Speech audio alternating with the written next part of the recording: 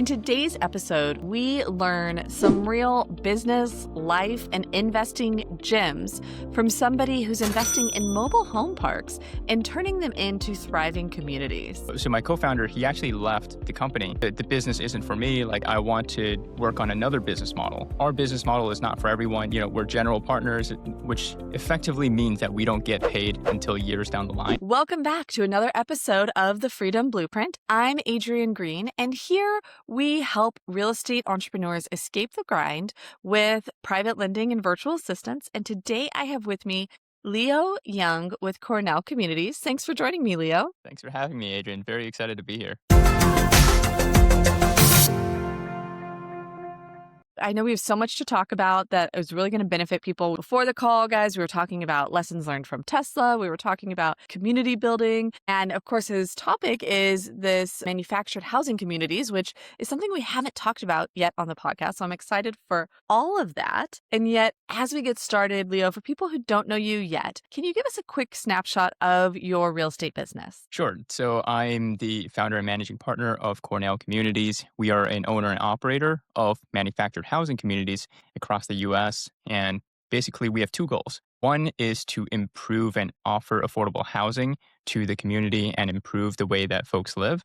And then the second one, of course, to give great returns to our investors who make this whole thing possible. I love that. And I love that you come out with what your mission is. And we can see that you're very mission driven. And it's about helping other people, right? It's about how can we add value to their lives. And we were talking to you beforehand how that's related to that name, Cornell Communities itself. Yeah. So the origin of it's twofold. I mean, for me, I love meaning, and that's how I just structure everything. So the name Cornell, me and my co-founder, we had that in common. So he went to undergrad there. I got my commercial real estate certification there, and we thought that was a great way. And Cornell kind of embodies the smart approach to doing something. We're not flashy guys. We kind of just follow a process that works. We stick to what we know. And the communities aspect, so yes, our asset class is mobile home or manufactured housing communities or RV communities, but also we want to highlight the fact that we're really building communities. Because you and I, Adrienne, we were just talking before we hit record that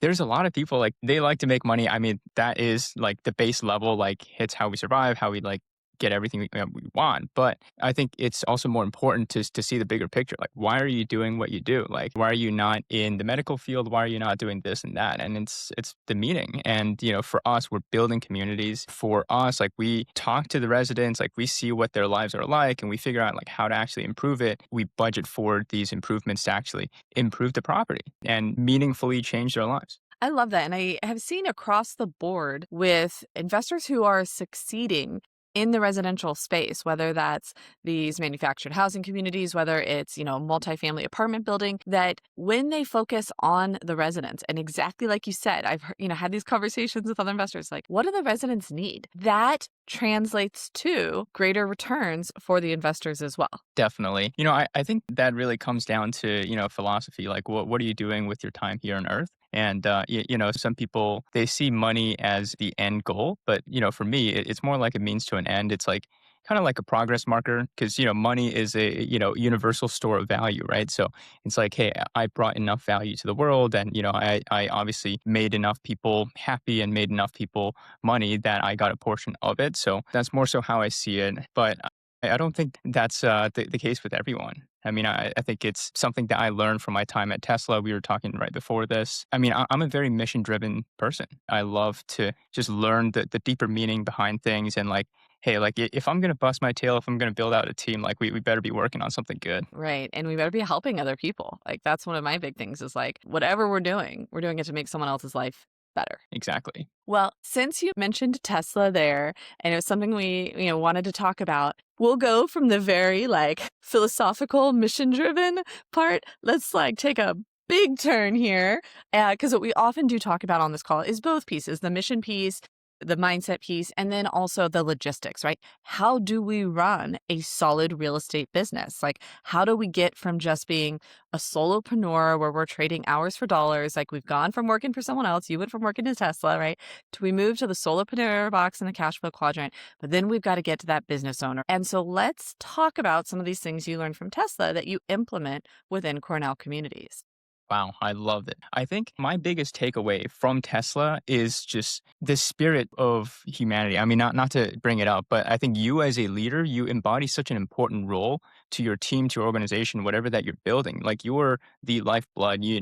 People look to you for guidance. And, there's a reason people join your team rather than doing their own. So I think, us as like, solopreneurs, like building up organizations, like we need to embody that. And so I'm starting to listen to Elon's biography, and it's just fascinating, like how much he's able to will into existence just through believing in himself and also having a good vision for people to buy into. Because, like Tesla's mission is to accelerate the world's transition to sustainable energy. That was something that is just like ingrained into our minds. And it's like something that we can get behind as a team. And, Right. me and my colleagues back then, like we were all like so bought in. We were all like running at like 110% effort, like every single day. And like it was an amazing feeling. It was very exhilarating because it felt like, what we did mattered. And, for us now in the entrepreneurial space, it's like, how are you creating that environment? How are you creating that culture for your people? And that's something that you should think about. Right. And that's something a lot of real estate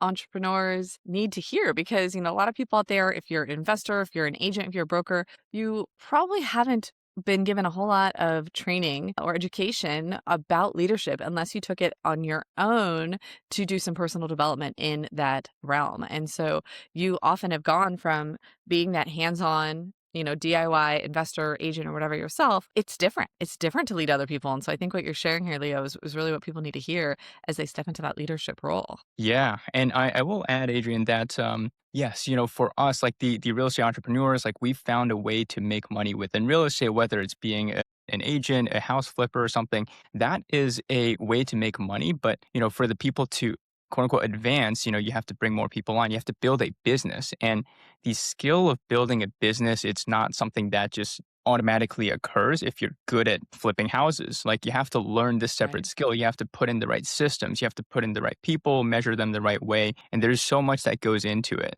Well, stories are always a great way for people to see and understand it. As you were building Cornell communities, do you have a story to share about, the fun ones are the ones you learned the hard way, right? Where maybe you fell flat on your face, but now you figured out a way to do it better? Yeah, I will say one of the tough moments or like the pivotal moments in the company's history was so my co-founder, he actually left the company. And he was like, hey, the business isn't for me. Like I want to work on another business model. So, our business model is not for everyone. We're general partners, which effectively means that we don't get paid until years down the line because, we set up our investments so that our investors get paid first. We align our interests. That way it's like, hey, like the investors know they're taken care of. And so he's like, yeah, it's not for me.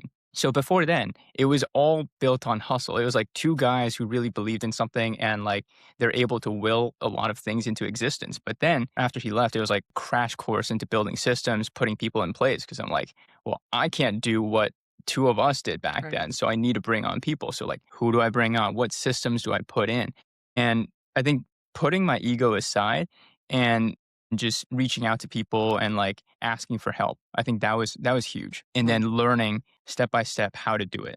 And learning to do imperfectly. That's another Right. key to me building this. I mean, you're never going to figure out the right system and do things well. It's just going to be an iterating process. Right. Yes, I love all of that. You got to put the ego aside. You've got to ask for help. At a certain point, you can't just brute force it and you have to put in the systems, the team, everything like that. So if you're listening and you're like, yeah, I know I should need to do that, but I haven't, like, let's be real. Leo didn't do it until he had to, until he was forced to because his co-founder quit.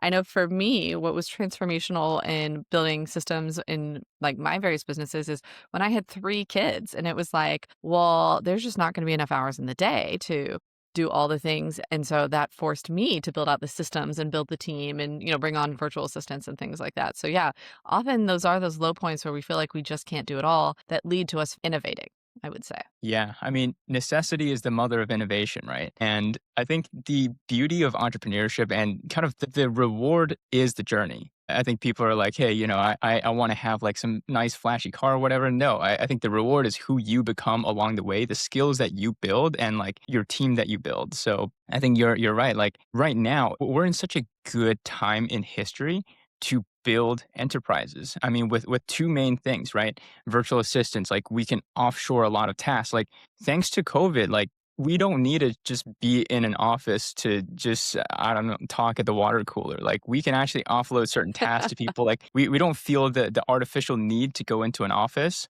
right? So then we can outsource these things in a more cost-effective manner. And also with AI, it's getting more powerful nowadays that we can set up like different agents to do things that we want to and like set things up to take work off of these guys' hands. So, I mean, and then the result is all the enterprise value is still in the US. Like you're the one who's building the business. You're not splitting it like 6 ways or something. Right. Yeah, I'm there with you. I mean, I love technology and how I can travel the world and do my work, and we can work with virtual assistants or other people. Yeah. And like you mentioned, AI as well. So we can all do more with less time. Now, we've talked a lot about big picture meta business stuff.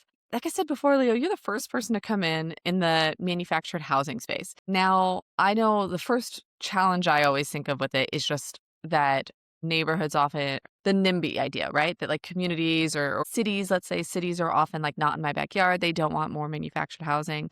So a lot of people they hear that. They're like, it's tough to get it in. I'm moving on to a different asset class. What drew you to this asset class? Yeah. So two things to answer, like what drew me into the asset class specifically. Honestly, it's not like anybody grows up and they're like, oh, I want to be in manufactured housing. You kind of just stumble upon it one way or the other. And, in this case, it was like my co-founder, he was working at a real estate fund at the time. They were specializing in manufactured housing communities. And they're like, wow, like this is such a great asset class because basically like the more volatile the economy, the more people want affordable housing. So like the demand will always be there. And, once the residents move in, it's like very hard for them to move out. The average tenancy is like 10 plus years as opposed to like 18 months for apartment buildings. So it's a very durable way. You're not going through the burn and churn of like up and down occupancy for multifamily. It's just like once you go up, like it continues up. So, a few of those things like drew me to it. Also the fact that you are providing actually affordable housing that's not reliant on,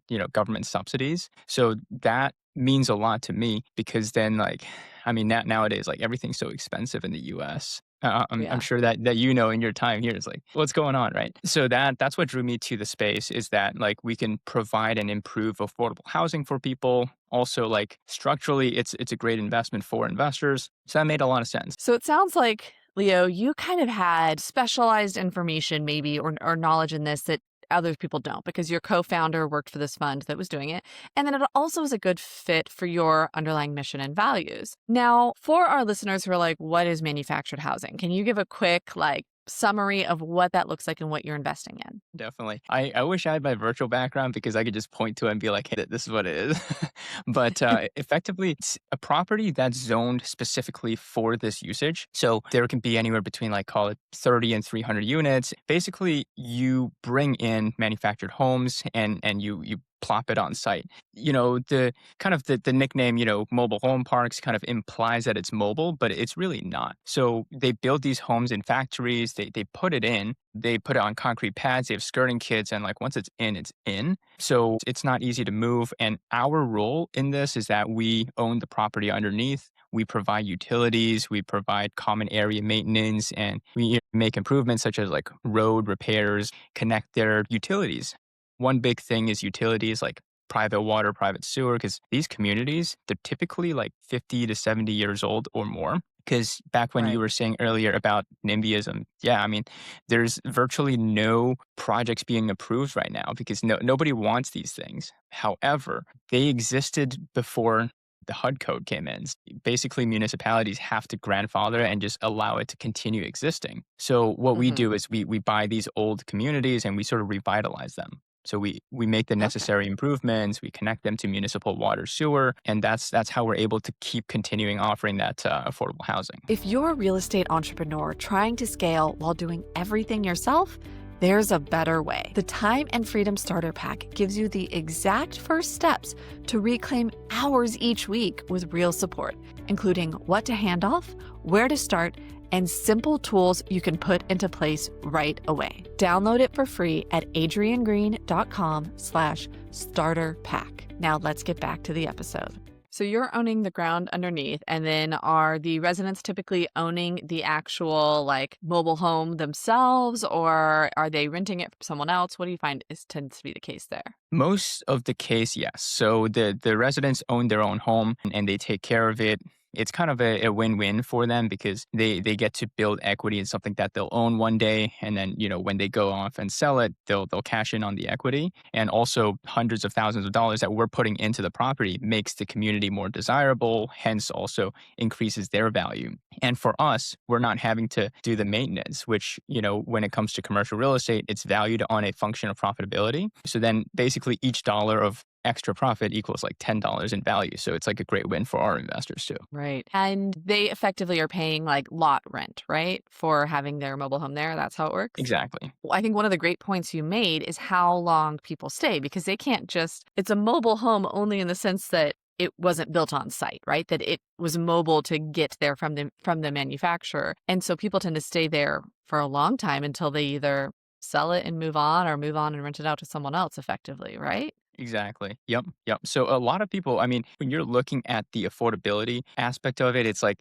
just as one example, you could be paying $400 for a lot rent or 1,500 for a regular single family home rent or like a condo too. So it's like, well, yeah, if I'm saving that much money, like why would I ever leave? So yeah, I mean, some people Right. like once they pay off their homes, they do rent it out, and we'll continue collecting that lot rent because it doesn't matter who's paying or who's living there. Like as long as there's a home, like, we're getting a lot rent. Right. And one more question to kind of like give people an idea of this, this asset class in your business. Do you focus on certain parts of the country, certain states, or are you location agnostic? It just matters about the individual community. Yeah, so as far as geography, we really have 2 main markets. So the Southeast, so like the Carolinas, Virginia, those are great places because, there's population growth and it's business friendly. And then the Midwest, just because there's the cash flows are better out there as well. They have stable population and also like decently business friendly. We do have some, assets in the tri-state area. Like I said, I am based in New York. However, the challenge with the asset class is regulation. I think a lot of well-meaning politicians, like they put in restrictions on this industry specifically, like rent control, for example, versus like, hey, we know during COVID, labor costs went up, so contractors are charging us more. So it's like, if you can't get the ROI from it, investors are not going to back the project. If they don't, then you can't improve that community. So like, we don't really buy more there. Right. That makes sense. And it's kind of fun to see that the geographic regions you're targeting is the same as other people in other asset classes. It's the same underlying fundamentals are helping you out there. And it sounds like for our listeners as well, this is very much a cash flow commercial kind of play where you are working to get your net operating income higher because its value is a multiple of that. Is that accurate? Exactly. So commercial real estate, it's basically you take the net operating income divided by the cap rate, and the cap rate is kind of determined by A, the interest into the asset class, and then B, the actual interest rate of the market. Right. Awesome. Well, thank you, Leo, because I think you just gave us all a crash course on manufactured housing as an asset class, which is fun.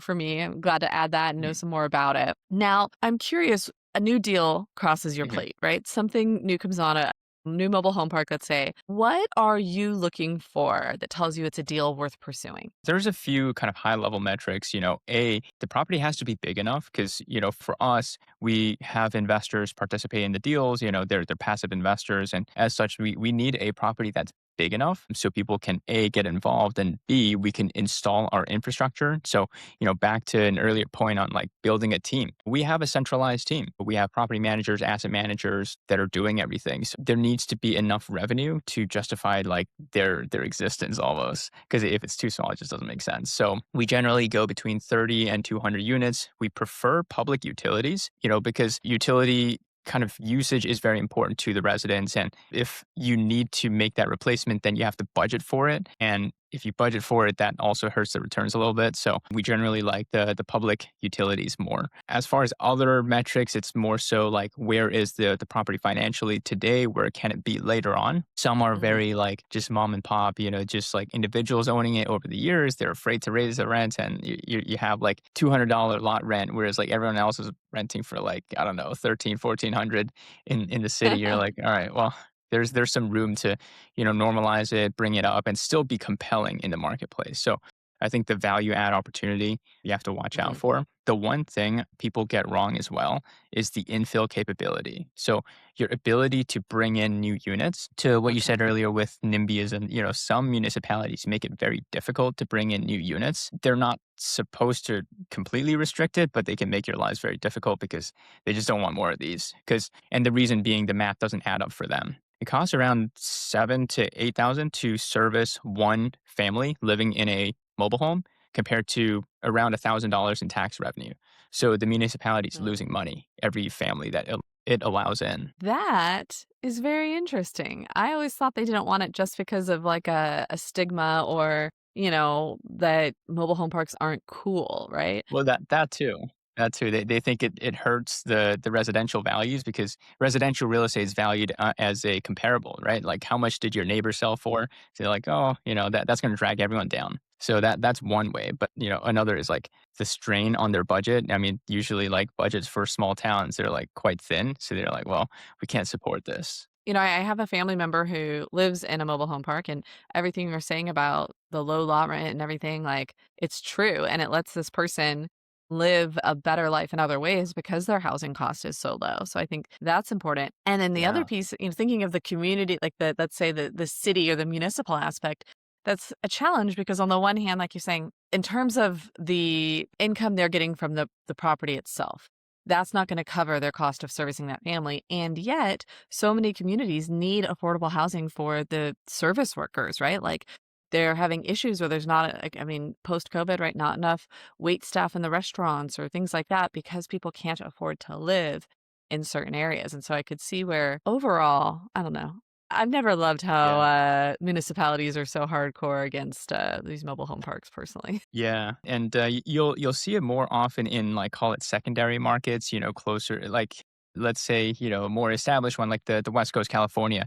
They would prefer to have a luxury apartment building that gives like 100x more in tax revenue or like retail space or warehouse stuff. Any of those uses would give them just a ton more revenue. So you'll actually see these communities being actively redeveloped and they'll essentially get shut down and the residents they all get displaced like 50 100 families like they got to find a new place to live and like they can't because they're like there's no other place that is affordable if not like okay fine I have to get in line with Section 8, government vouchers and stuff, but it's like it is a Mhm. process to qualify for that. So, And this is one of the nice things about, I think, real estate investing as well versus like some other investing avenues or anything like that. It's like individual investors are really making communities and houses for other Americans, right? Other human beings, where on a more corporate level, on a more institutional level, that would not necessarily happen, right? Like you're saying, these municipalities would rather have this luxury apartment building that doesn't service the same kind of people and doesn't service the people who really need this kind of housing in this kind of community.